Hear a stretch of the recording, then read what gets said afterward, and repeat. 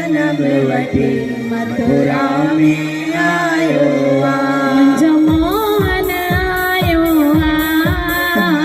मोहन आयो मुंहिंजो कृष्ण आयो कृष्ण आयो झील में जन्म वठी मथुरा में आयो झील में जन्म वठी मथुरा में आयो बोलो बांके बिहारी लाल की जय हो श्रीमती राधा रानी की जय हो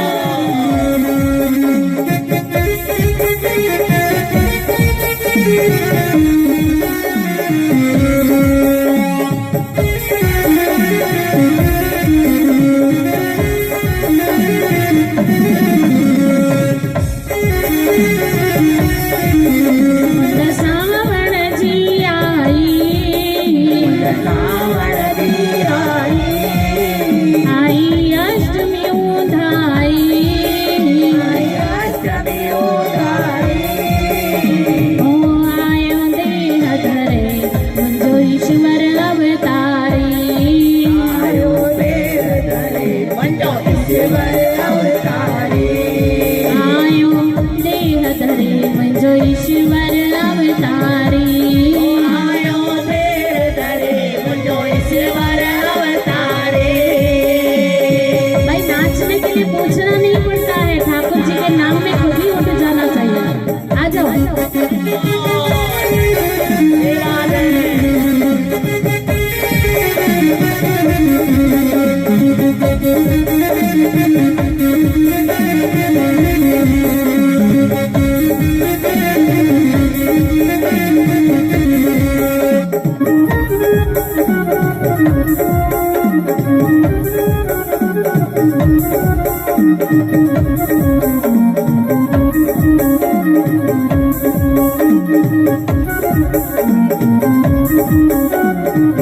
मुंहिंजो कृष्ण डोलीअ में कृष्ण डोलीअ में माता यशोदा जी डोलीअ में माता यशोदा जे डोलीअ में करे लालण त्यो लीला गोपिन जी डोलीअ में करे लालण तो लीला गोपिन जी डोलीअ में करे लालण त्यो लीला गोपिन जी डोलीअ में करे लालण तो लीला गोपिन जी डोलीअ में मुंहिंजो मोहन आयो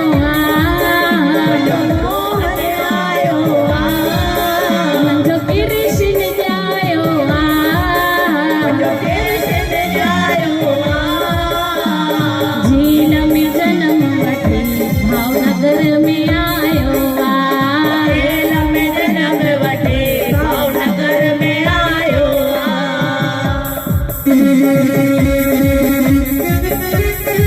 जय हो वृंदावन बिहारी लाल की जय हो बोलो वृंदावन बिहारी लाल की जय हो बोलो नंद की लाल की जय हो बोलो यशोदा के लाल की जय हो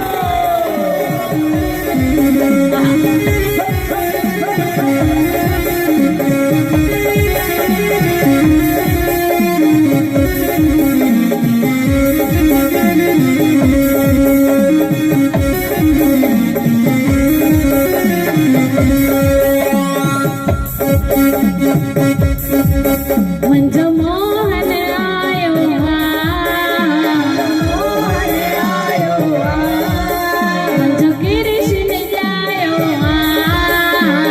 कृष्ण जायो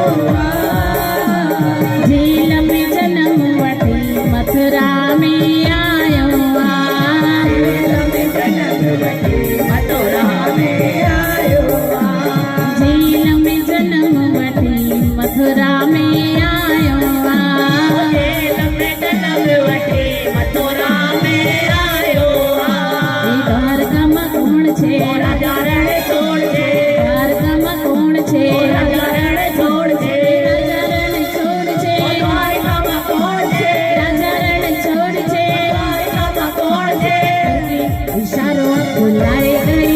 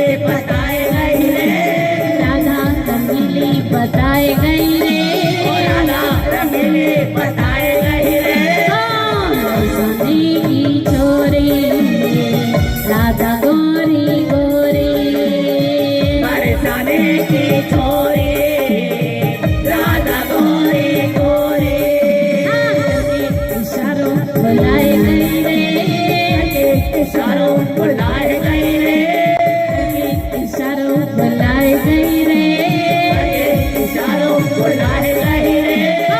बरसाने की छोरी राधा गोरी गोरी, बरसाने की छोरी राधा गोरी गोरी। जय हो मुरली वाले के भक्तों की जय हो, मुरली वाले के भक्तों की जय हो।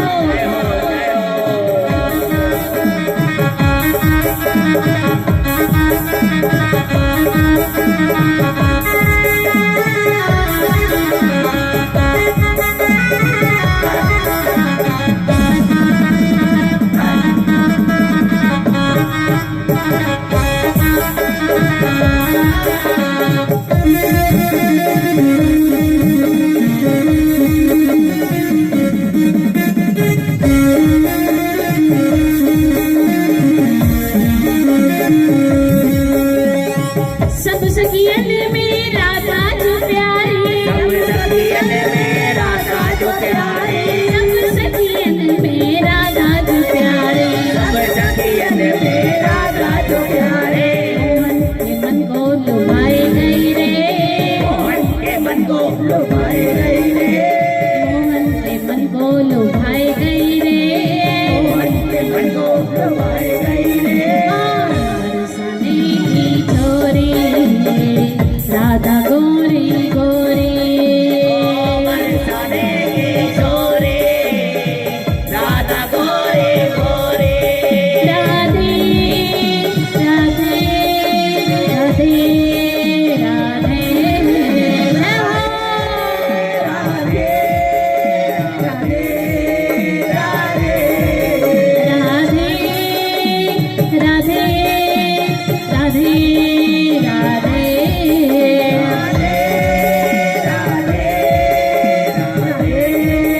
राधे राधे राधे राधे, श्यामा श्यामा राधे राधे राधे राधे।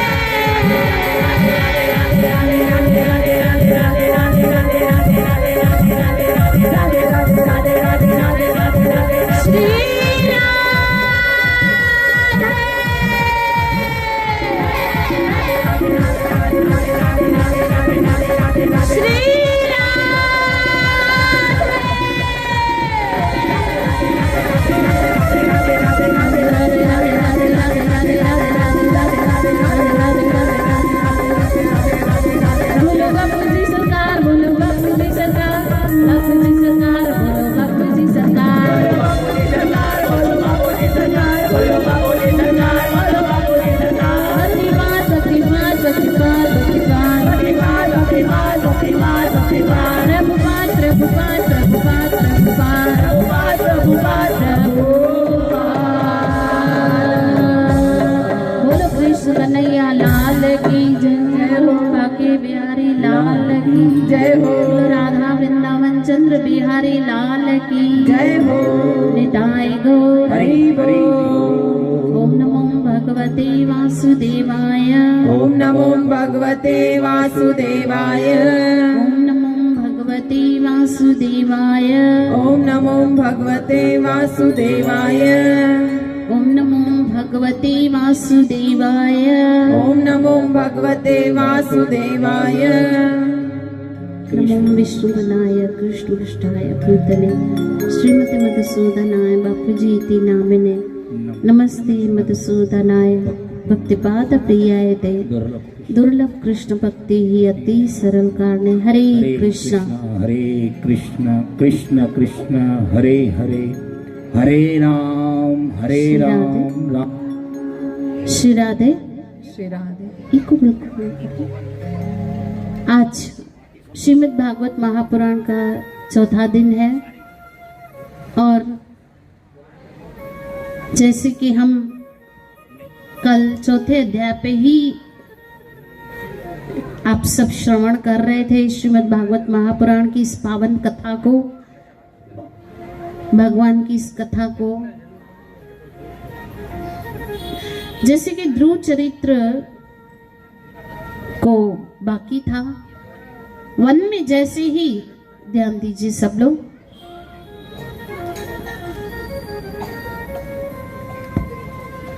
ध्यान दीजिए। ध्रुव जी महाराज जैसे वन में गए तो उन्होंने अन्न जल सब कुछ त्याग दिया, यहाँ तक के श्वास लेना भी छोड़ दिया। राधे श्याम राधे श्याम राधे श्याम राधे श्याम। सब लोग बैठ जाइए प्लीज, सब लोग बैठ जाइए अपने अपने जगहों पे और ध्यान दीजिए। राधे श्याम राधे श्याम। थोड़ा सेवाधारी उठे, शांति का दान दे माताएं, हमारी सेवाधारी उठ के चुप करवाएं।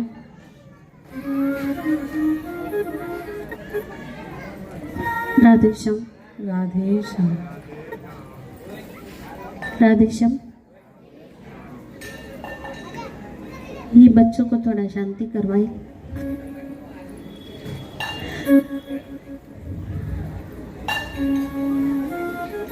बेटा घर में गट्टू है या भाषण इतने तो टोड़े। राधे श्याम राधे श्याम। ध्यान दीजिए। तो ध्रुव चरित्र पे हम चर्चा कर रहे थे कि जैसे उन्होंने श्वास लेना भी छोड़ दिया, फल खाना भी छोड़ दिया, एक समय आया श्वास लेना भी छोड़ दिया। उनकी तपस्या से पूरी पृथ्वी जलने लगी। ऐसे में सारे देवी देवता त्राह त्राह करते हुए भगवान श्री हरि के पास गए। कहा प्रभु आप अपने भक्त को दर्शन दीजिए, क्योंकि उन्होंने सब कुछ त्याग दिया है, यहाँ तक कि श्वास लेना भी छोड़ दिया है। उनकी तपस्या से पूरी पृथ्वी जल रही है, तो आप उनको दर्शन दीजिए। तब भगवान श्री हरि ने कहा कि मैं ध्रुव को दर्शन नहीं दूंगा। थोड़ी देर के लिए कभी कभी जीवन में भी आपको ऐसा लगता होगा कि भगवान हमारे साथ ऐसे क्यों कर रहे हैं, हमसे परीक्षा क्यों ले रहे हैं, हमारे जीवन में ही उथल पुथल क्यों हो रही है। कर्मों का हिसाब सबको देना है, याद रखिए। कर्म का हिसाब भगवान कभी किसी को दुख नहीं देते। जो भी हमारे जीवन में घटित हो रहा है वो हमारे पिछले जन्म के कोई ना कोई ऐसे कर्म होंगे जिससे इस जन्म में वो सब कुछ हमारे साथ हो रहा है। इसलिए कुछ कर नहीं सकते, उस कर्मों को चुपचाप भोग ले।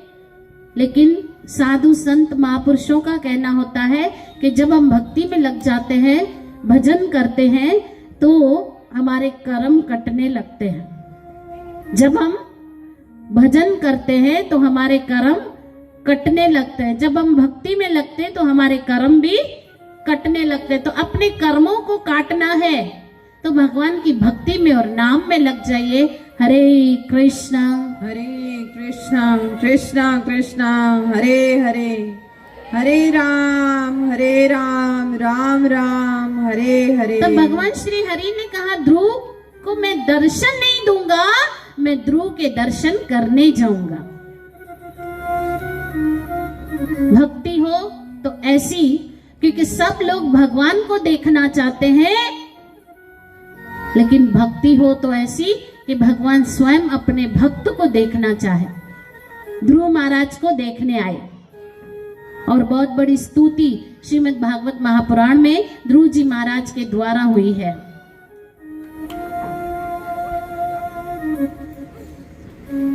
आगे जाके भागवत महापुराण में नरकों का विवरण आता है।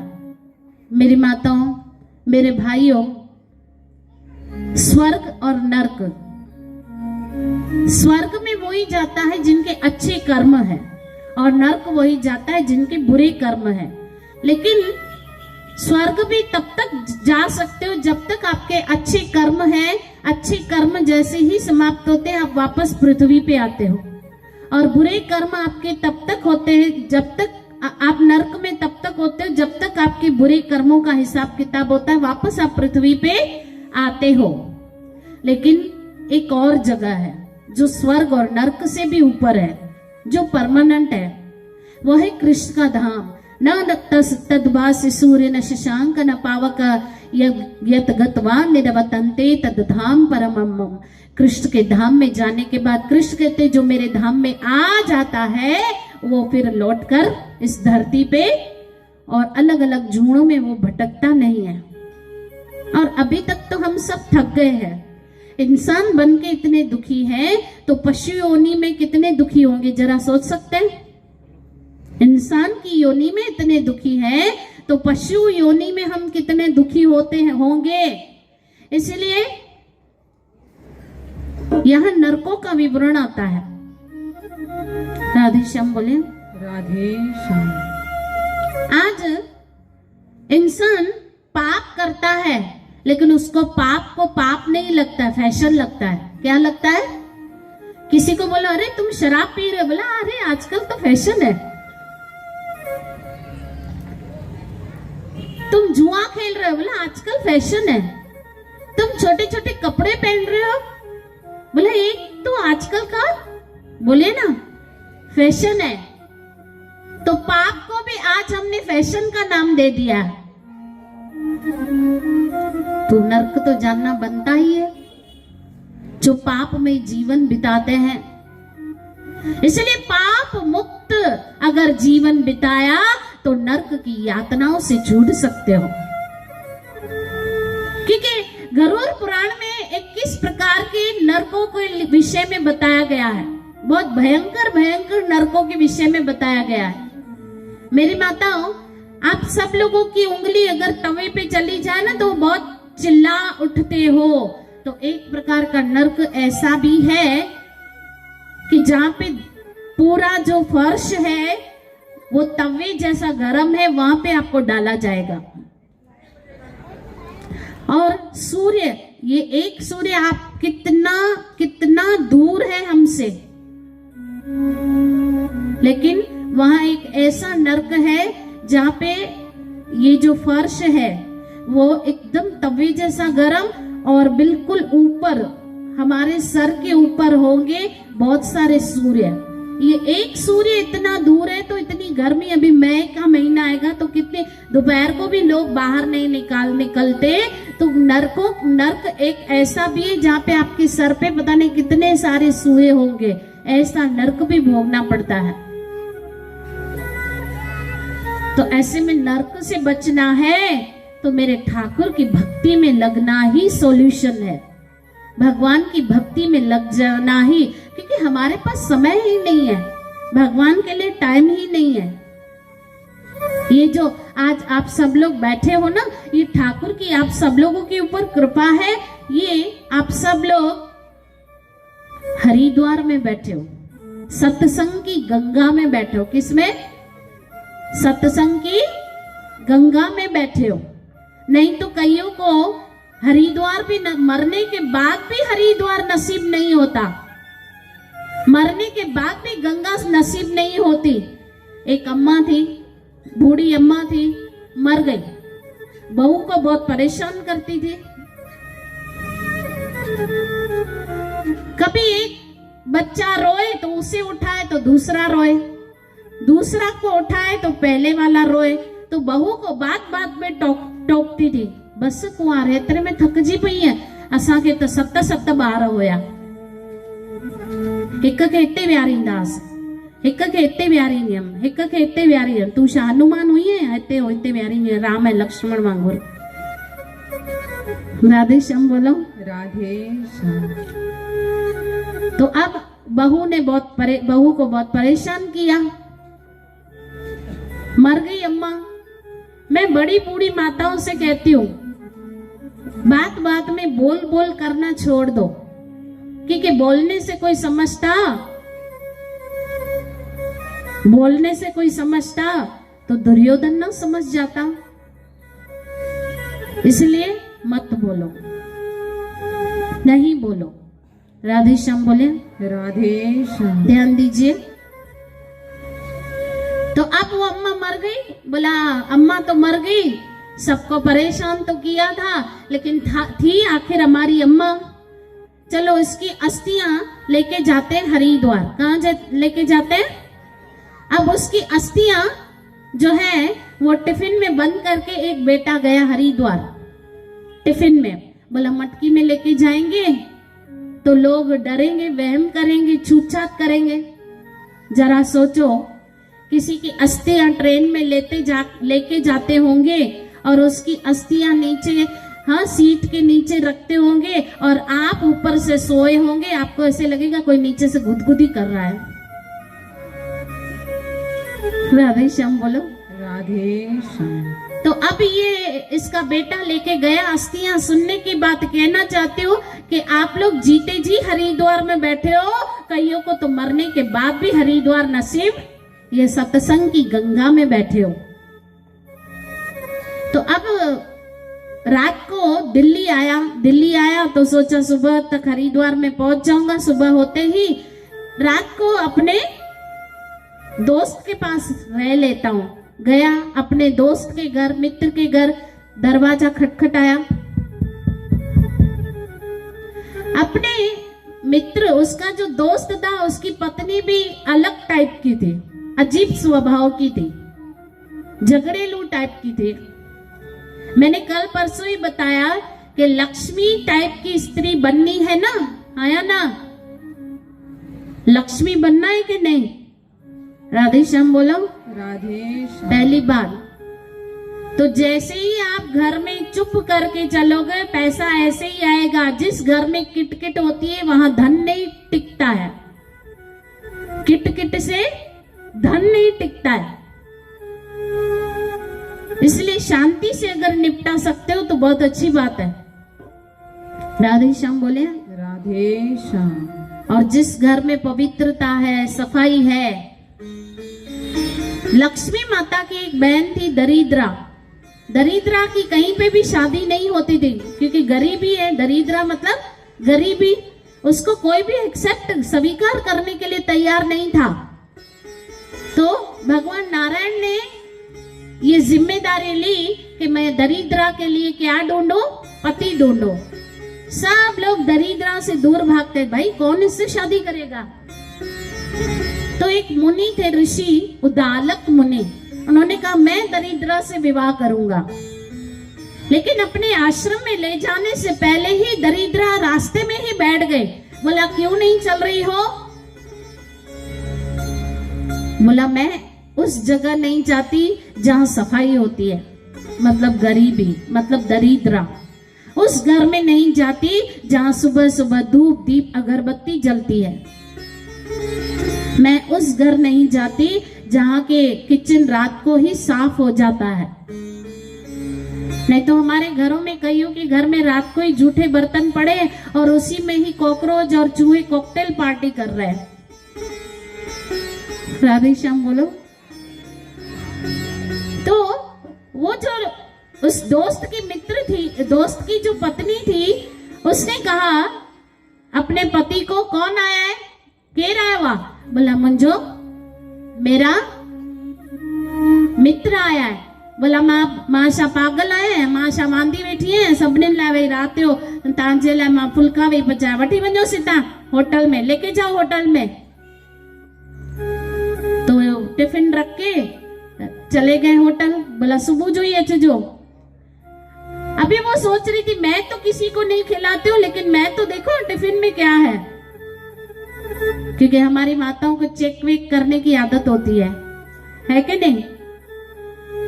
बहुत सारी चीजें चेक करने की आदत होती है। पति की जेब चेक करेगी, पति की मोबाइल चेक करेगी, वो भी अपनी जगह सही है बेचारी,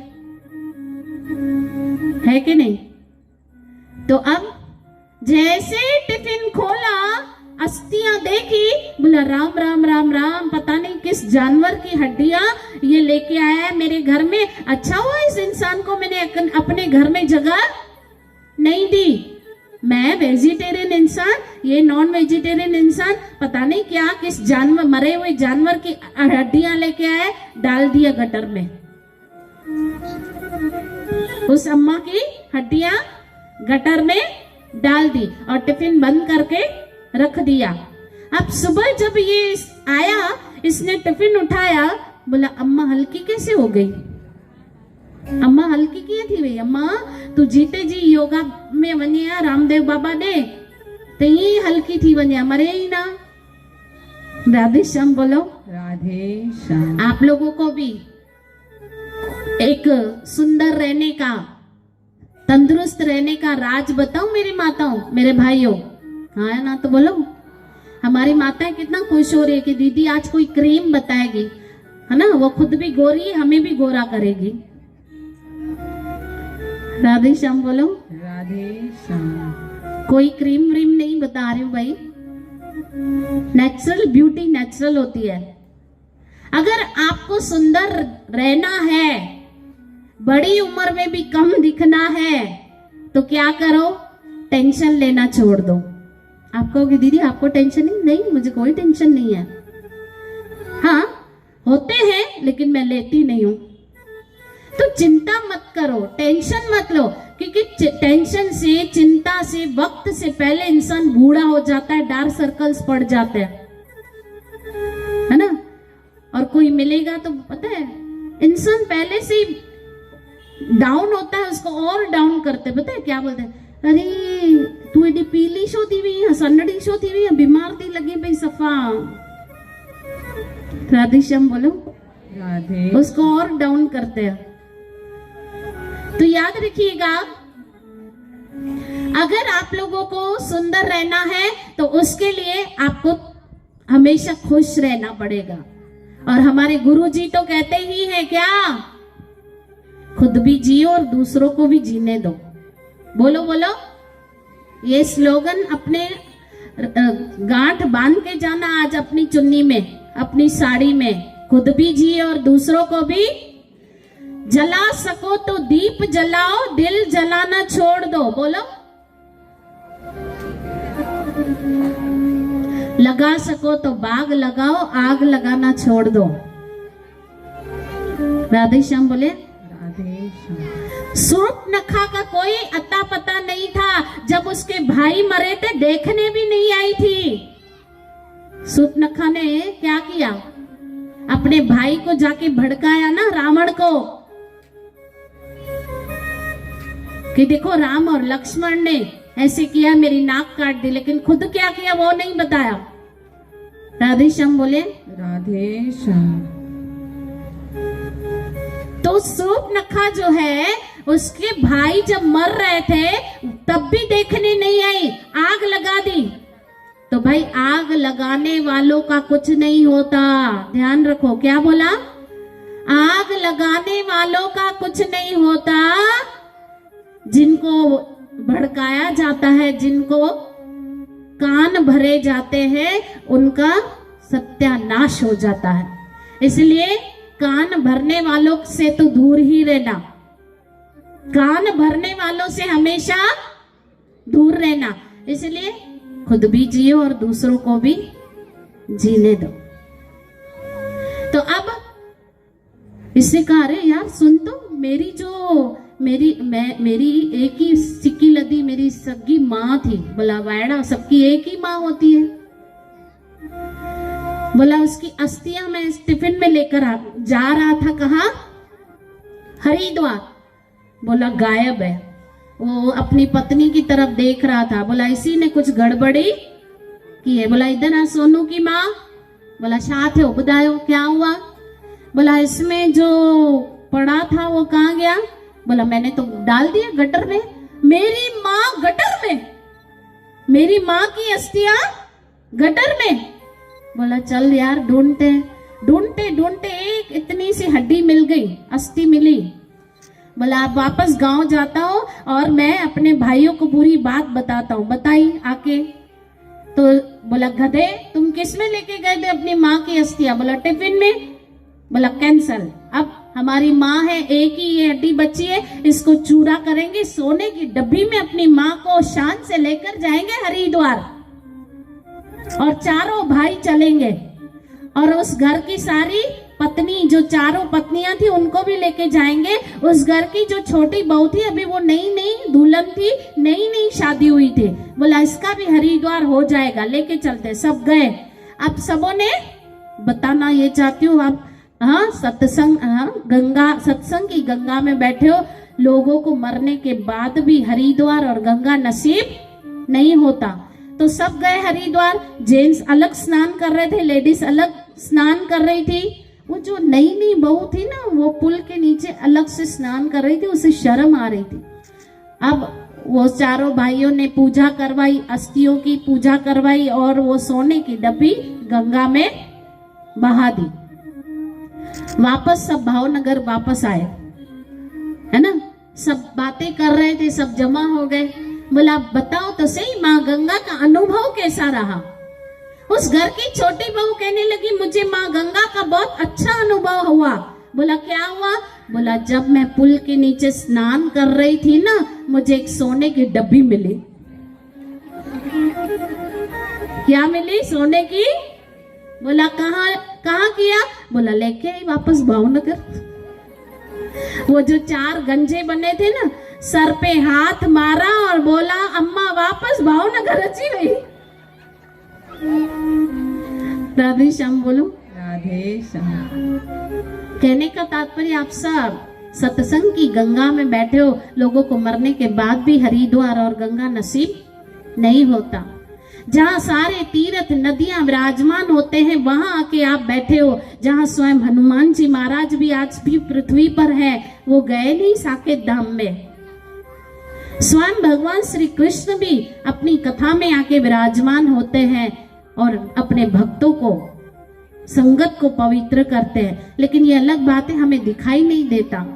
ये ठाकुर जी की आप सबों के ऊपर कृपा है। हरे कृष्णा कृष्णा कृष्णा हरे हरे, हरे राम राम राम हरे हरे।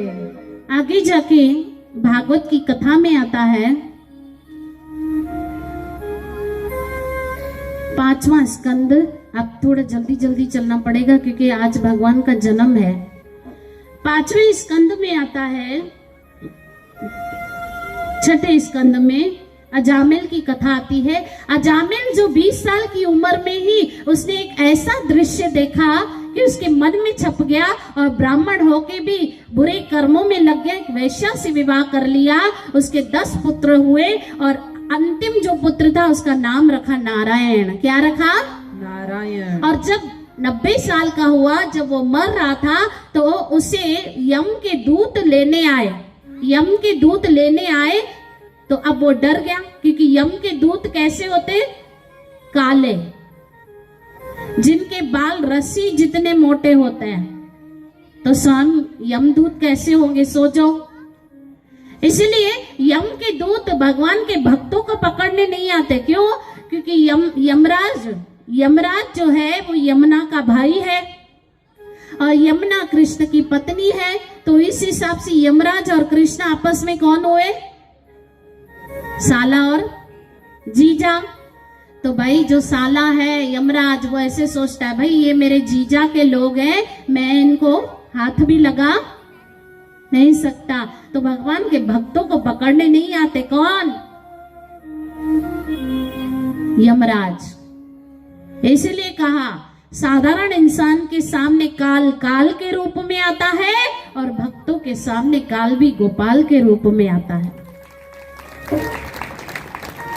तो अजामिल जब मर रहा था यमदूतों को देखा तब बोल रहा है नारायण नारायण, बोलो ना हाथ ऊपर करके, नारायण नारायण नारायण नारायण नारायण। नारायण।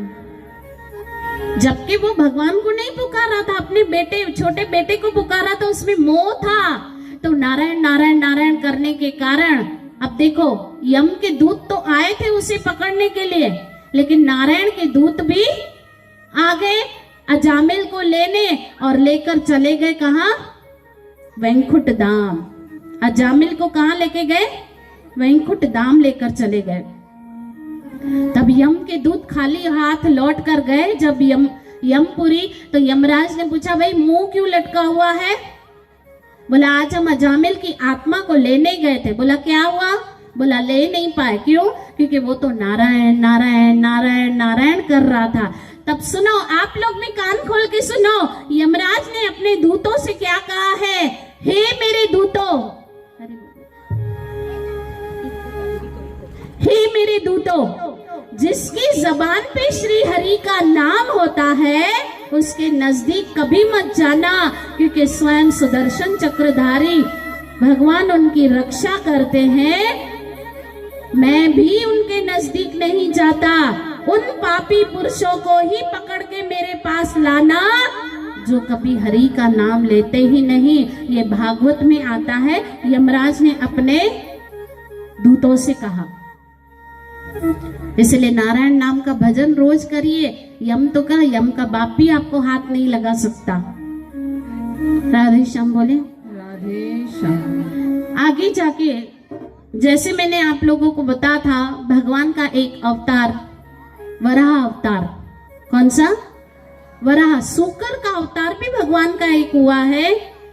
तब जब भगवान, मैंने कहा कि भाई पृथ्वी रसातल में चली जाती है, जैसे ही चारों युग बीत जाते हैं, सतयुग द्वापर त्रेता और कलयुग बीत जाते हैं, तो पृथ्वी रसातल में नीचे के लोकों में चली जाती है। तो भगवान वराह धरती को ऊपर लाने के लिए, क्योंकि अब सृष्टि की रचना करनी थी, तो हिरण्याक्ष, जैसे मैंने 3 जन्म आपको कहा जय विजय को बताया कि नारायण के जो द्वारपाल थे, भगवान के जो जय और विजय द्वारपाल थे, उनको 3 जन्म राक्षस के मिले। कौन कौन से?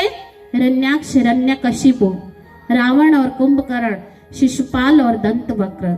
अब हिरण्याक्ष बीच में मिला और भगवान वराह के साथ बहुत बड़ा युद्ध हुआ है और भगवान वराह ने हिरण्याक्ष का वध कर दिया। अब हिरण्यकशिपु ने तपस्या की है, हिरण्याक्ष के भाई ने। हिरण्यकशिपु ने तपस्या की 10,000 वर्ष तक एक पैर के अंगूठे पे खड़े रहकर, और ब्रह्मा जी प्रकट हुए, वरदान मांगने को कहा। बोला मैं दिन में नहीं मरूं, ना रात में मरूं, ना ऊपर मरूं ना नीचे मरूं, ना किसी अस्त्र शस्त्र से मरूं, ना किसी हथियार से मरूं, ना किसी मनुष्य से मरूं, ना किसी पशु से मरूं। तब ब्रह्मा जी ने कहा तथास्तु। तब हिरण्यकशिपु अपने आप को ही भगवान मानने लगा, पूजा पाठ यज्ञ सब बंद करवा दिए और साधु संत महापुरुषों को पीड़ा देने लगा। लेकिन उसी के घर, हिरण्यकशिपु के घर, एक भक्त ने जन्म लिया, भक्त प्रहलाद। ये तो बहुत अच्छी बात है कि हमारे यहाँ अभी भगवान की फिल्में आती है कि लोग कुछ सीख सके, धर्म पे चल सके, है ना। अभी आई थी पिक्चर महाअवतार नरसिम्हा।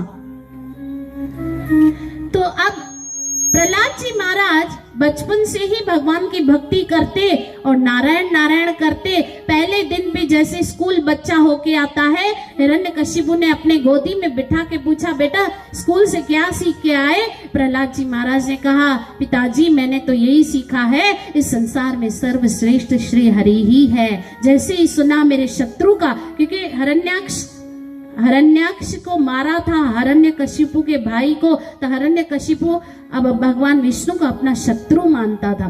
कहा मेरे शत्रु का नाम लेते हो? उठा के फेंक दिया 5 वर्ष के बालक को और कई यातनाएं दी। कभी हाथी के नीचे कुचलवाया, फिर भी प्रहलाद बच गए। फिर कभी पहाड़ों से फिकवाया, फिर भी प्रहलाद बच गए। कभी विष देने की कोशिश की, फिर भी प्रहलाद बच गए। क्यों? जाको राखे साइया मार सके ना कोई, बाल न बाका कर सके जो जग वैरी होए। अरे भाई, अगर आप कृष्ण भक्ति करते हो ना, कोई जादू तंत्र मंत्र, कोई भूत प्रेत आपका कुछ नहीं बिगाड़ सकते। तो एक दिन होलिका आई, हिरण्यकशिपु की बहन, कहा भाई आज मैं मारूंगी प्रहलाद को। और आयोजन किया गया, एक बहुत बड़े ऐसे आसन बनाया लेकिन लकड़ियों का, जिसपे होलिका बैठ गई और कहा मुझे अग्नि देव की तरफ से वरदान मिला है, ये चुन्नी जो मुझे पहनी हुई है, ये चुन्नी जो भी पहन के रखेगा उसे कोई उसे अग्नि जला नहीं सकते। तो ये मैं चुन्नी पहन के बैठूंगी और प्रहलाद को गोदी में बिठाऊंगी, प्रहलाद जल के भस्म हो जाएगा। सारी राक्षस जाति जो है वो खुश हो गई, आज प्रहलाद मर जाएगा। होलिका जैसे ही अग्नि में बैठी तो समस्त देवी देवता भगवान को प्रार्थना करते हैं, प्रभु अपने भक्त की रक्षा कीजिए। भगवान ने पवन देव को इशारा किया, क्योंकि भगवान के इशारे पे सब चलते, सूर्य चंद्र पवन, ये धरती ये आकाश सब भगवान के इशारों पे चलते हैं। भगवान ने इशारा किया पवन देव को, और जैसे इशारा किया वो जो पवन देव ऐसे चले, वो चुन्नी होलिका से उड़कर भक्त प्रहलाद के ऊपर गई और होलिका जल के भस्म हो गई और प्रहलाद बच गए। सत्यमेव जयते। हम भी ये असां जो माताऊं रोट ॿारींदियूं न, हाणे कॾहिं रोट ठाहींदियूं न, कॾहिं होली वारे ॾींहुं, तो क्या जल जाती है? रोट जलता है लेकिन धागा नहीं जलता। ये देखो हमारे धर्म, ये जो त्योहार है ना, ये हमारे धर्म जो है ना उसके साथ जुड़े हुए। हमें हमारे त्योहार क्यों मनाए जाते हमें नहीं पता। आगे भी बिठा दो अगर जगह नहीं है। यहाँ यहाँ हरि बोल, यहाँ आगे बिठा दो। आगे आ जाइए, आगे बैठ सकते हैं। जिनको आगे सुनना है आगे आ जाइए।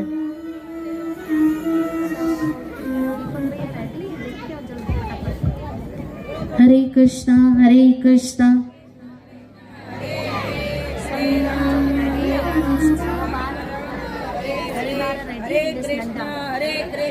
कृष्ण कृष्ण हरे हरे। बस ये न वरी सब अॻे ई हली अचो, पुठियां खाली थी वञे। बस बस माताऊं बस, आए आए अञा जगह आए, वियो वियो। राधे श्याम राधे श्याम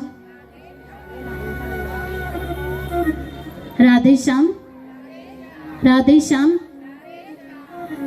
तब से होली मनाई जाती है क्योंकि होली का जल के भस्म हो गई।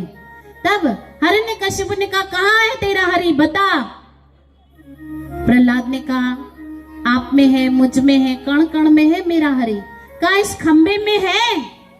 हिरण्यकशिपु के महल में खंबा था। बोला हाँ इस खंबे में भी मेरा हरि है। तो कहा कहाँ है? गदा से मारने लगा हिरण्यकशिपु और भगवान नरसिंह देव प्रकट हो है। बोलो नरसिंह देव भक्त प्रहलाद की, बोलो भक्त न प्रहलाद की। बोले नरसिंह देव भक्त प्रहलाद है की, जिनका मुंह शेर का था और शरीर इंसान का था, अब भगवान उग्र रूप में प्रकट हुए हैं और हिरण्यकशिपु के साथ युद्ध हुआ है। और जैसे युद्ध हुआ चौखट पे, महल के चौखट पे हिरण्यकशिपु ने, भगवान नरसिंह ने हिरण्यकशिपु को गोदी में बिठाया और अपने ही नाखूनों से चीरा, फाड़ा और आकाशवाणी हुई, आंखें खोल के देख हिरण्यकशिपु, तुमने वरदान मांगा था ना मैं दिन में मरूं ना रात में, इस समय संध्या का समय है। तुमने वरदान मांगा था ना मैं ऊपर मरूं ना नीचे, भगवान नरसिंह देव की गोदी में मर रहे हो। तुमने वरदान मांगा था ना मैं घर के अंदर मरूं ना बाहर, तुम चौखट पे मर रहे हो। तुमने वरदान मांगा ना अस्त्र से, ना शस्त्र से, ना हथियार से, भगवान नरसिंह देव अपने नाखूनों से तुम्हें मार रहे हैं। ना किसी मनुष्य ना किसी पशु से, भगवान नरसिंह का स्वरूप ऐसा है, आधा नर आधा सिंह का है, ऐसे मारा और हिरण्यकशिपु का वध किया। तब प्रहलाद, तभी भी भगवान नरसिंह देव बहुत क्रोधित है। तब प्रहलाद जी महाराज ने कहा, प्रभु एक चीज मांगना चाहता हूं, लेकिन वैसे भक्त मांगते नहीं है, एक चीज मांगना चाहता हूं।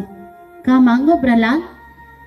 बोला मेरे पिताजी को क्षमा कर दो। बोला प्रहलाद, तुम्हारी भक्ति करने के कारण तुमको तो क्या, तुम्हारी 21 पीढ़ियों को मैंने तार दिया, तुम्हारी आने वाली पीढ़ियों को, तुम्हारी जो गई पीढ़ियां उनको भी तार दिया। तो घर में एक भी भक्ति करने वाला होता है, उसकी सारी पीढ़ियां तर जाती है।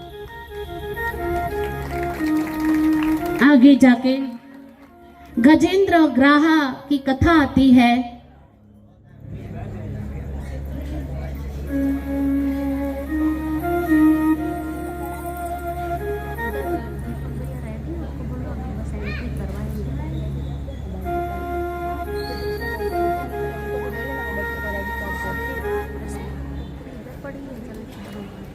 हरे कृष्ण, क्योंकि अब आज कृष्ण का जन्म भी होगा।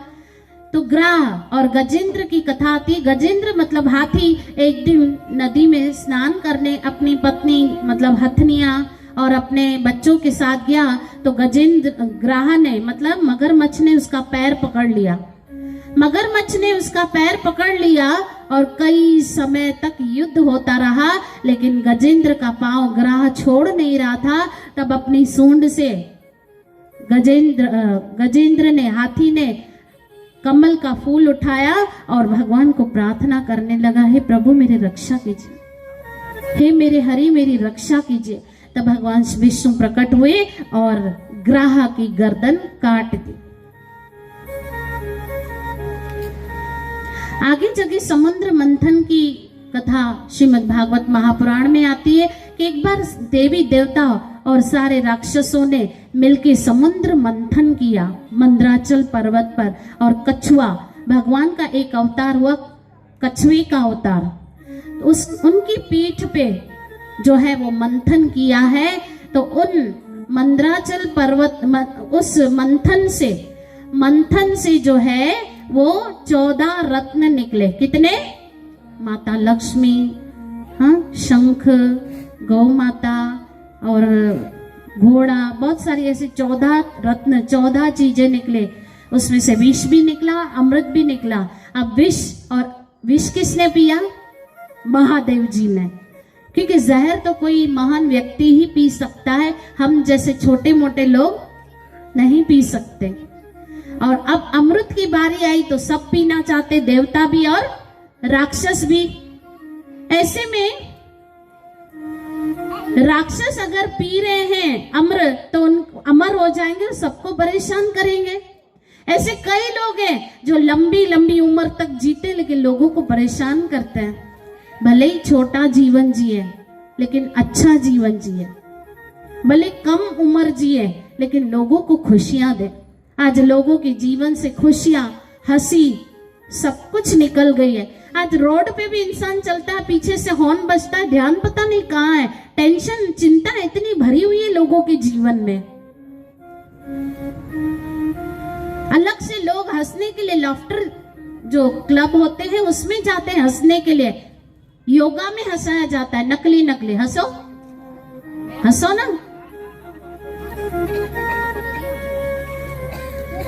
असली हंसी तो आज लोगों के जीवन से चली गई है। इसलिए आज आप देखो पिक्चरें भी ऐसी आ रही है कॉमेडी वाली, ऐसे बहुत सारे सीरियल भी है, जैसे तारक मेहता का उल्टा चश्मा सीरियल भी कॉमेडी वाले आ रहे हैं, क्योंकि लोगों के जीवन से हंसी निकल गई है, हंसना भूल गए। अरे हंसो, हंसने से खून भी बढ़ता है और आपकी जिंदगी भी अच्छी होती है। तो खुद भी हंसो, दूसरों को भी हंसाओ। याद रखिएगा, आपके कारण किसी के होठों पे हंसी आए, ना कि आपके कारण किसी के आंखों में आंसू आए। अगर आपके कारण किसी के आंखों में आंसू आते हैं तो समझो आपका जीना व्यर्थ है। तो अब मोहिनी अवतार लेके भगवान आए हैं। भगवान तो पहले से ही इतने सुंदर, क्योंकि भगवान का नाम ही है मदन मोहन। क्या है? जो कामदेव को भी अट्रैक्ट करे अपनी तरफ, मदन मोहन। तो अब जब मोहिनी अवतार लेकर आए तो कितने सुंदर लगते होंगे। तो अब समझना, ये सूर्य ग्रहण और चंद्र ग्रहण कब से हुआ है वो कथा बता रही हूँ। और प्याज लहसुन क्यों नहीं खाया जाता है वो भी कथा इसी में है, सुनना ध्यान से। तो मोहिनी सब देवताओं को ही अमृत पिला रही है। राक्षस सोच रहे ऐसा कहता हमें तो पिला नहीं रही है। तो राहु और केतु नाम के राक्षस देवताओं की लाइन में जाके बैठ गए। और जैसे ही भगवान ने पिलाया, होठों तक या गले तक आया, सूर्य देव और चंद्र देव ने चुगली कर दी। अरे प्रभु, राहु और केतु को अमृत पिला दिया आपने। भगवान ने चक्र चलाया और गर्दन काट दी राहु और केतु की, और जहां जहां अमृत गिरा था राक्षसों के गले से, वहीं वहीं प्याज लहसुन उगा था। इसलिए अमृत की वजह से प्याज और लहसुन जो है वो दवाई में भी गिना जाता है, लेकिन राक्षसों के गले से गिरा था, इसलिए प्याज और लहसुन जो है वो वर्जित है खाना। इसलिए समस्त देवता देवीगण और भगवान के भक्तों को भी प्याज लहसुन नहीं चलता। आप देखो चालिया साहब में भी लाल साईं को भी नहीं चलता। माता की नवरात्रि में भी प्याज लहसुन माता रानी को नहीं चलता। और समस्त देवी देवता को प्याज लहसुन वैष्णव भी नहीं खाते, इसलिए क्योंकि राक्षसों के गले से गिरा हुआ अमृत से ही प्याज लहसुन उगा था। हरे कृष्ण।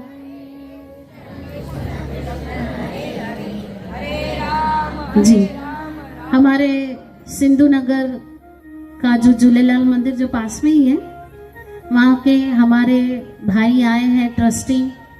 हम उनका बहुत बहुत स्वागत करते हैं तालियों के साथ।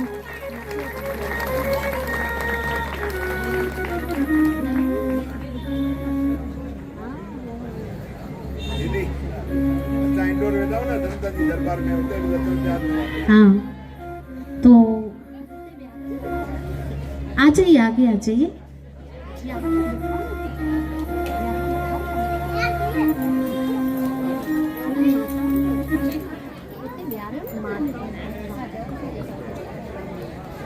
हरे कृष्ण हरे कृष्ण।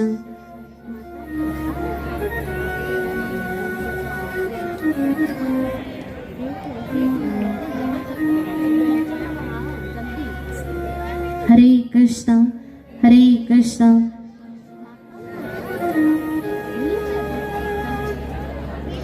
कृष्ण कृष्ण हरे हरे, हरे राम राम राम हरे हरे। हरे कृष्ण कृष्ण कृष्ण हरे हरे, हरे राम राम हरे कृष्ण। टाइम की कमी है तो अभी कृष्ण जन्म भी बाकी है। अभी आपके सामने कृष्ण का जन्म भी होगा। राधे श्याम।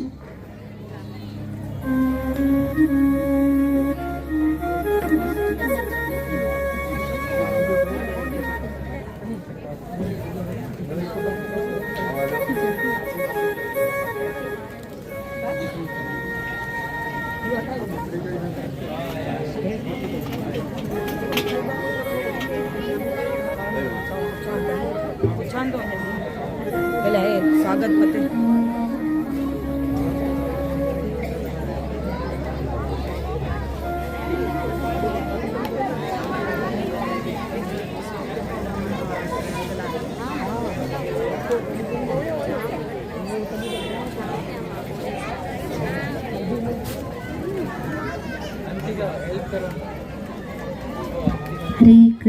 हरे कृष्ण कृष्ण कृष्ण हरे हरे हरे राम राम हरे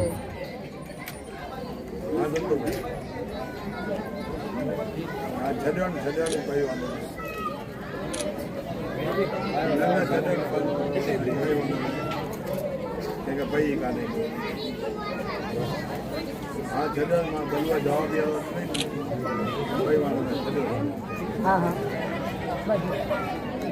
अच्छी अच्छी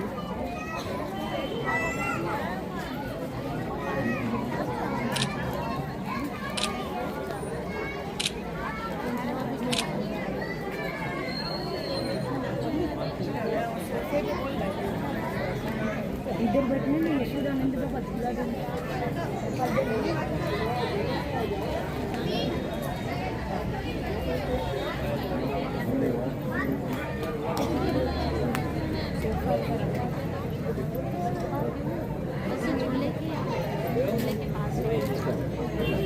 हरे कृष्ण व्यो हरे कृष्ण। हम स्वागत करते हैं अपने भाइयों का। राधे श्याम राधे श्याम।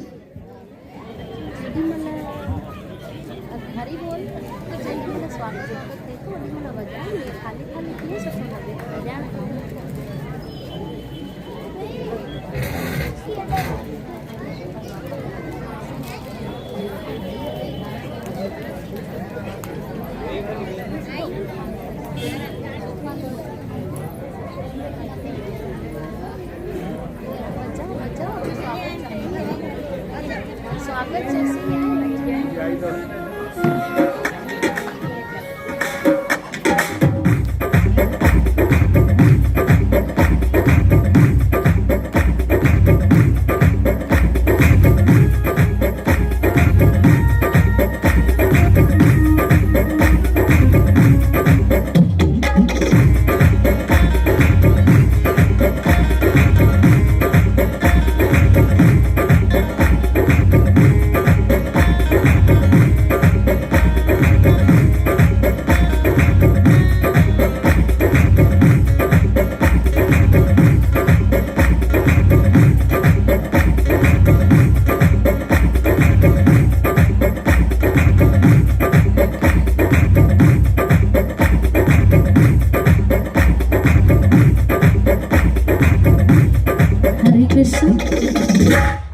हरे कृष्ण।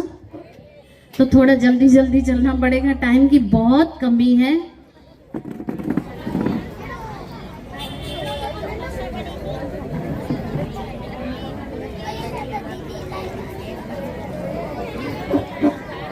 तो मैं कथा सुना रही थी आप लोगों को भागवत की कि थोड़ा शांति का दान दें। यहाँ पे भी सेवाधारी प्लीज, टाइम की एक कमी है, प्लीज थोड़ा शांति का दान दे, बोलना ना पड़े। तो जैसे ही सूर्य देव और चंद्र देव ने चुगली की कि अरे प्रभु आपने तो राहु और केतु को अमृत पिला दिया, तब से राहु और केतु सूर्य देव और चंद्र देव के पीछे पड़े रहते। इसलिए जब सूर्य के पीछे पड़े रहते तब सूर्य ग्रहण होता है, और चंद्रमा के पीछे होते हैं तो चंद्र ग्रहण होता है।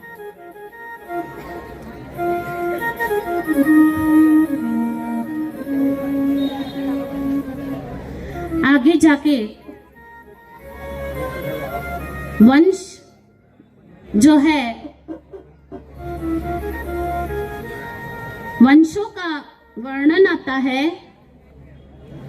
पांचाल वंश के विषय में कहा गया है कि जहां जिस वंश में पांचाली अर्थात द्रौपदी प्रकट हुई, उस वंश का वर्णन आता है। और यदुवंश के विषय में भी वर्णन आता है, जिसमें भगवान श्री कृष्ण स्वयं प्रकट हुए, और विदर्भ वंश जिसमें माता रुक्मणी स्वयं प्रकट हुई है। राजा अम्बरीश की कथा आती है। राजा अम्बरीश बहुत ही भक्त थे, जिन्होंने एक दिन एकादशी का व्रत किया। दुर्वासा ऋषि आए, लेकिन दुर्वासा ऋषि नित्य कर्म से के लिए चले गए। तो पीछे एकादशी के व्रत की तिथि होती जा रही थी, तो उन्होंने पानी पी लिया। तो दुर्वासा ऋषि जान गए और उनके पीछे भागे उनको मारने के लिए, लेकिन भगवान श्री कृष्ण का सुदर्शन चक्र ने उनकी रक्षा की है, राजा अम्बरीश की। आगे जाके मथुरा के राजा शूरसेन के पुत्र वसुदेव और उग्रसेन का पुत्र कंस की चचेरी बहन देवकी के साथ विवाह हुआ, अर्थात वसुदेव और देवकी का विवाह हुआ। अब 10वां स्कंद में आता है। 10वां स्कंद पूरी भगवान की लीला है, और कल से भगवान की लीलाओं के विषय में ही वर्णन होगा। तो जैसे बहन को छोड़ने जाता है भाई, ऐसे ही रथ हाँकने लगा कंस। माँ देवकी और वसुदेव पीछे बैठे हैं। ऐसे में ढोल नगारे फूल बाजे गाजे मंत्रों का उच्चारण हो रहा है। ऐसे में आकाशवाणी हुई, हे कंस, जिसे तू लेकर जा रहा है, उठी उसी की 8वीं संतान तेरी मृत्यु का कारण बनेगी। जैसे ही कंस ने सुना, देवकी के बाल पकड़ लिए, क्योंकि जो राक्षस स्वभाव का व्यक्ति होता है वो सिर्फ और सिर्फ अपने विषय में सोचता है, दूसरों के बारे में नहीं सोचता। वो अपना हित अपना भला सोचता है। ऐसे में माँ देवकी और वसुदेव जी को कारागृह में बंद कर दिया, और जैसे ही सारी संतानें हुई, कंस ने एक एक करके सारी संतानों को मार दिया। कल परसों ही मैं बता रही थी कि कंस फिर भी अच्छा था, अपनी बहन के बच्चों को मारा था। आज की स्त्री अपने ही गर्भ में अबॉर्शन के नाम पे अपने ही बच्चों को मरवा डालती है।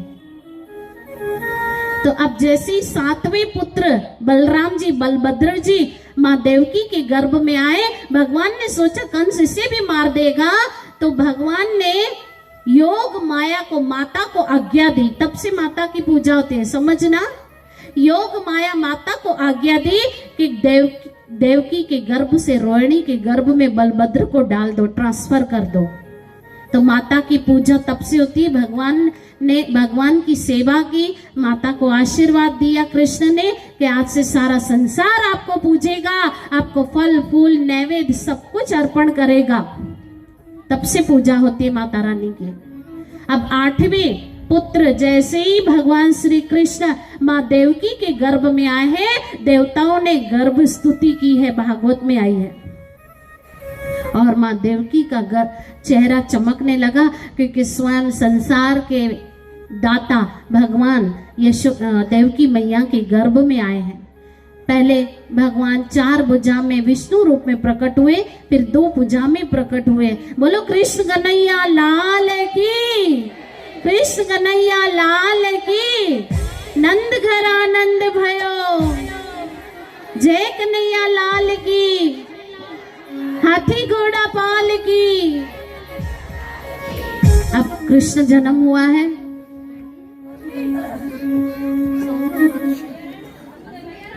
राधे श्याम।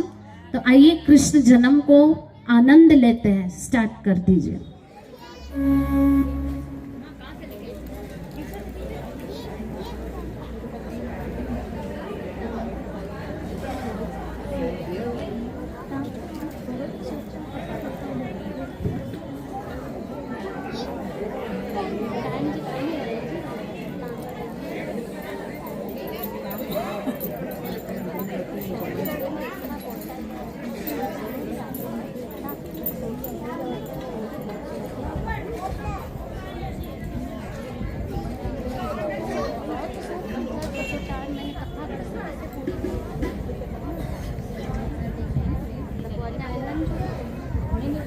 हरे कृष्ण।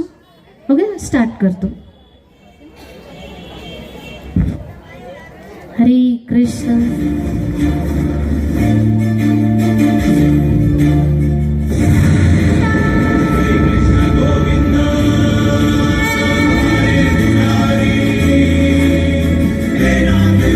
भगवान हमारे बीच आ रहे हैं, भगवान का जन्म हुआ है, देख लो, दर्शन कर लो।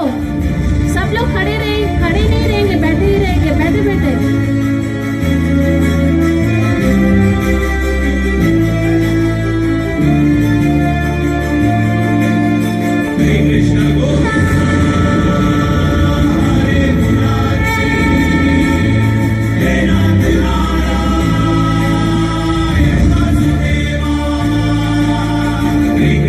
तालियों के साथ।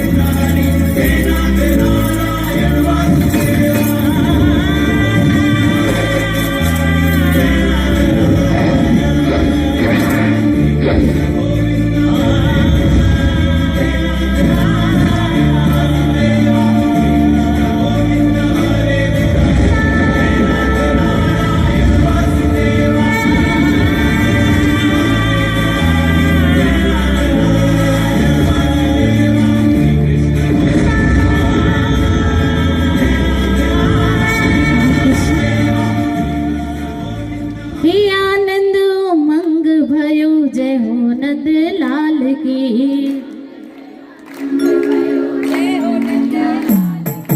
आनंद उमंग भयो, जय हो नंद लाल की। आनंद उमंग भयो, जय हो नंद लाल की। जय हो नंद लाल की, जय यशोदा लाल की। जय हो नंद लाल की, जय यशोदा लाल की। आनंद उमंग भयो, जय हो नंद लाल की। आनंद उमंग भयो, जय हो नंद लाल की। आनंद उमंग भयो, जय हो नंद लाल की। आनंद उमंग भयो, जय हो नंद लाल की। आनंद उमंग भयो, जय हो नंद लाल की। आनंद उमंग भयो, जय हो नंद लाल की। जय हो नंद लाल की, जय यशोदा लाल की। जय हो नंद लाल की, जय यशोदा लाल की। भैया सर कृष्ण सदोरो रोए न तो। जय हो नंद लाल की, जय यशोदा लाल की। जय हो नंद लाल की, जय यशोदा लाल की। यशोदा मैया और नंद बाबा को बैठे हैं आपके सामने, नंद और यशोदा मैया को बधाई देने सारी गोपियां आ रही है।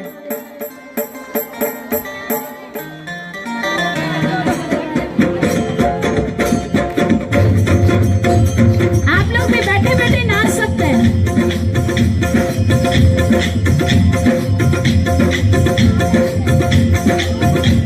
हे आनंद उमंग भयो, जय हो नंद लाल की। आ जाओ, बाल बाल भी आ जाओ। आनंद उमंग भयो, जय हो नंद लाल की। ब्रज में आनंद भयो, जय यशोदा लाल की। हे ब्रज में आनंद भयो, जय यशोदा लाल की। देखो सारी गोपियां नंद बाबा और यशोदा को बधाई देने आए, छोटे छोटे ग्वाल बाल भी। नाचो नाचो। जय हो नंद लाल की, जय यशोदा लाल की। हे आनंद उमंग भयो, जय हो नंद लाल की। आगे जाओ, आगे आगे आगे आगे जाओ, आगे और आगे जाओ, उन लोगों को नहीं पहुंचेगा।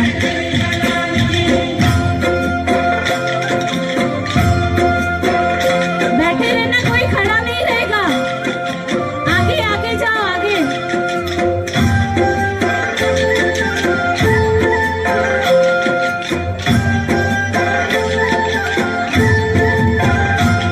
हे आनंद उमंग भयो, जय हो नंद लाल की। जय हो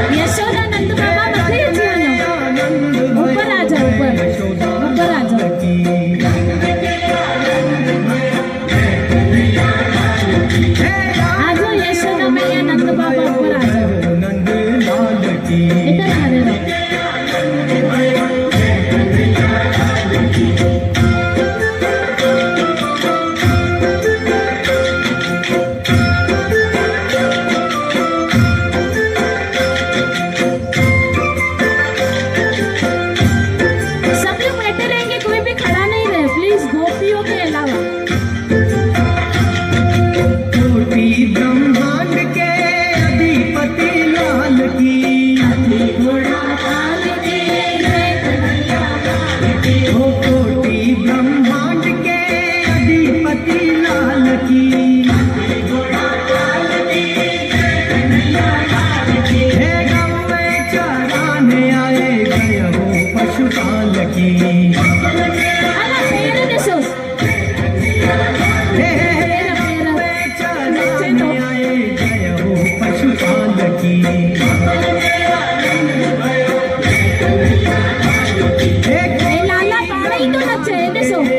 अधिपति लाल की हे गौ में चराने आए जय हो पशुपाल की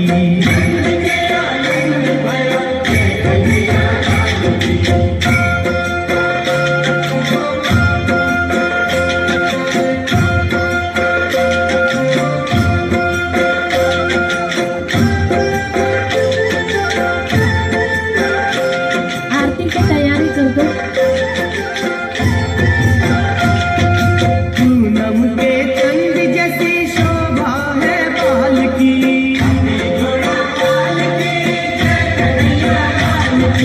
पूनम के चंद जैसी शोभा है बाल की हे आनंद उमंग भयो जय हो नंदलाल की हमारे नंदू बाबा और यशोदा मैया के लिए ताली बजा दो, कितने सुंदर लग रहे हैं। आनंद उमंग भयो जय हो नंदलाल की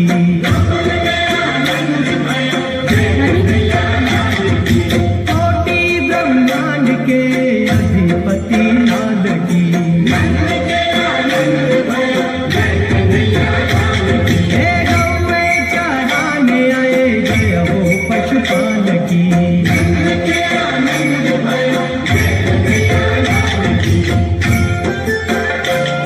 अभी खिलौने बाकी है, खिलौने।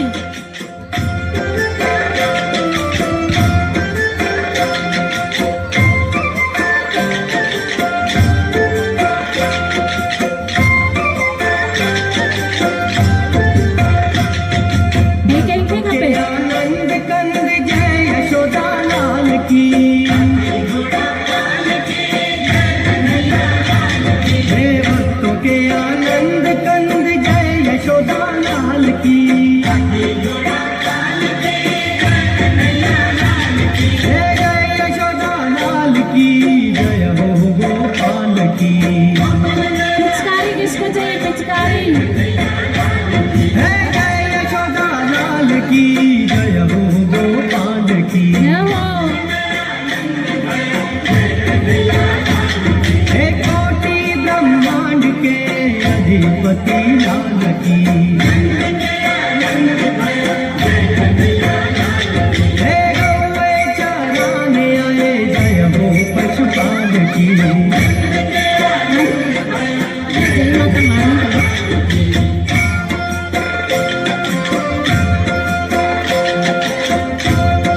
आरती की तैयारी बंद। कल का अनाउंसमेंट कर दूं, कल सुदामा का एक्ट भी यहाँ दिखाया जाएगा और मिनी होली यहाँ मनाई जाएगी। बहुत आनंद आएगा, कल आप लोगों को आनंद आने वाला है, तो सब लोग खड़े हो जाइए, टाइम पे आइए। आप लेट आ रहे हो इसलिए कथा रह जाती है, प्लीज टाइम पे आओ। 7:30 बजे। ओ हाथी घोड़ा पाल की जय कन्हैया लाल की हाथी घोड़ा पाल की जय कन्हैया लाल की हाथी घोड़ा पाल की दीना बंधु दीनानाथ मेरी गोरी तेरे हाथ मेरी डोरी तेरे हाथ दीना बंधु दीनानाथ दीना बंधु दीनानाथ मेरी गोरी तेरे हाथ मेरी डोरी तेरे हाथ दीना बंधु दीनानाथ दीना बंधु दीनानाथ मेरी गोरी तेरे हाथ राधे राधे रट चले आएंगे बिहारी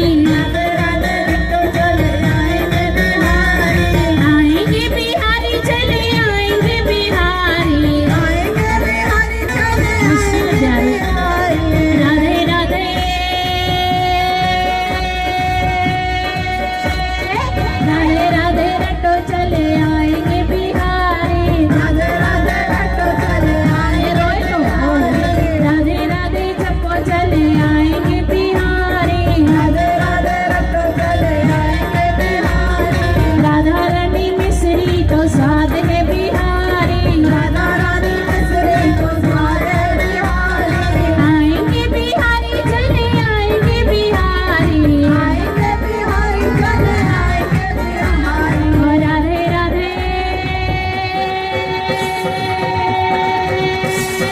राधे राधे ऑटो चले आएंगे बिहारी, राधे राधे ऑटो चले आएंगे बिहारी, राधा रानी मिश्री तो साथ है बिहारी, राधा रानी मिश्री तो सारे बिहारी, आएंगे बिहारी चले आएंगे बिहारी, आएंगे बिहारी चले आएंगे बिहारी, और राधे राधे राधे राधे ऑटो चले आएंगे बिहारी, राधे राधे ऑटो चले आएंगे बिहारी, आज बिरज में होली रे रसिया, आज बिरज में होली रे रसिया, होली रे कर झूले रे रसिया, होली रे होली रसिया, आज बिरज में होली रे रसिया, आज बिरज में होली रे रसिया, मैं तो तुम संग होली खेलूंगी, मैं तो तुम संग तुम संग होली खेलूंगी, मैं तो तुम संग, हमारी रसिया हमारी छेला, हमारे रसिया हमारे छेला, हमारी रसिया हमारी छेला, हमारे रसिया हमारे छेला, होली है, होली है, आज बिरज में होली रे रसिया, आज बिरज में होली रे रसिया, आज बिरज में होली रे रसिया, आज बिरज में होली रे रसिया, होली रे रसिया, होली रे रसिया, होली रे रसिया, होली रे रसिया, जय राधे राधे राधे राधे वृंदावन में बरसाने में कुंजगलन में नंदगांव में गोकुल में भी गोवर्धन में यमुना तट पे मुंशी वट पे गिरिबान में सेवागन में तीर्थ कुमारी गान दुलारे श्याम प्रिया रे हरि बोल हरि बोल हरि बोल हरि बोल हरि बोल। मेरी माताओं मेरे भाइयों कल जल्दी आ जाओ, क्योंकि मुझे कितना जल्दी जल्दी करना पड़ता है। आप देख रहे थे 7:30 बजे तो लास्ट आ ही जाइए, बाकी 3 दिन है, बहुत अच्छे अच्छे प्रोग्राम होने वाले, थोड़ा समय तो भगवान के लिए निकाल के आ जाइए, तो 7:30 सब आ जाइए। हरे कृष्ण मेरी माता और मेरे भाइयों, किसी को भी भागवत में लक्ष्मी की सेवा देनी है तो उधर स्टॉल पे हमारे कृष्ण भक्त परिवार के अंकल बैठे हैं, उधर आपका नाम और आपकी अमाउंट लिखवा सकते हो। तो मेरी रिक्वेस्ट है कि इस अनाउंसमेंट को ध्यान में रखकर आप सेवा आपको करनी है तो आप उधर अपना पहुंच में नाम और अमाउंट लिखवा सकते हो। हरे कृष्ण। कार की सेवा भी रखी गई है, कार और रिक्शा की सेवा रसाले वालों के लिए वहाँ पीछे, तो आप देख लीजिए। आरती शुरू कर दो। निराला नव ज्योति जलाने वाला,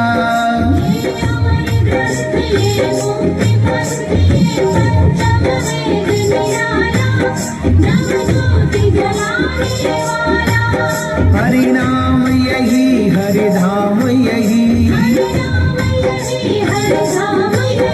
जग के मंगल की आरती, पापियों को पाप से है तारती। श्री भागवत भगवान की है आरती, पापियों को पाप से है तारती, पापियों को पाप से है तारती।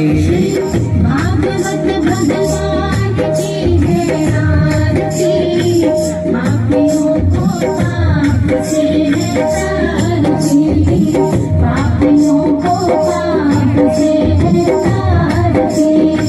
पापियों को पाप से है तारती।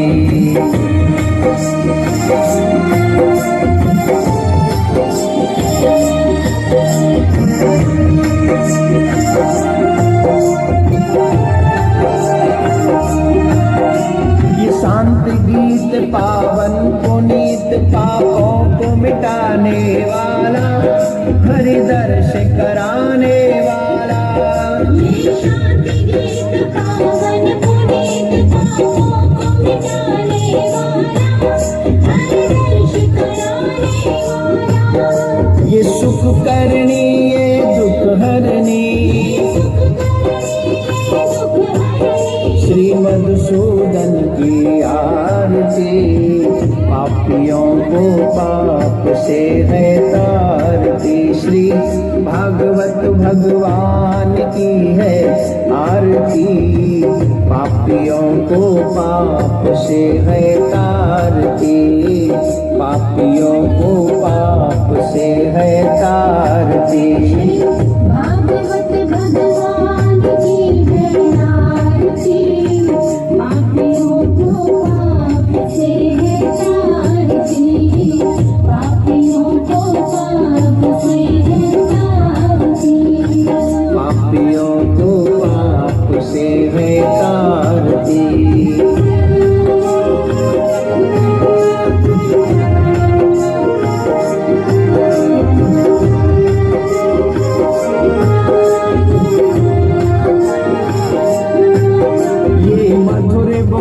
जज पंथ खोल सतमार्ग बताने वाला, बिगड़ी को बनाने वाला। ये मधुर बोल जग पंथ खोल सतमार्ग बताने वाला, बिगड़ी को बनाने वाला। श्री राम यही घनश्याम यही, प्रभु के महिमा की आरती। पापियों को पाप से है तारती, श्री भागवत भगवान की है आरती। पापियों को पाप से है तारती, पापियों को पाप से है तारती। भागवत भगवान की है आरती, पापियों को पाप से है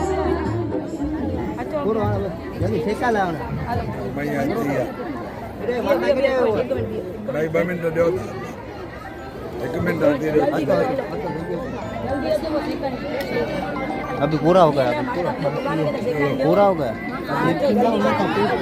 कितना अब हेडे चेकिंग है ना, हेडे करेंगे।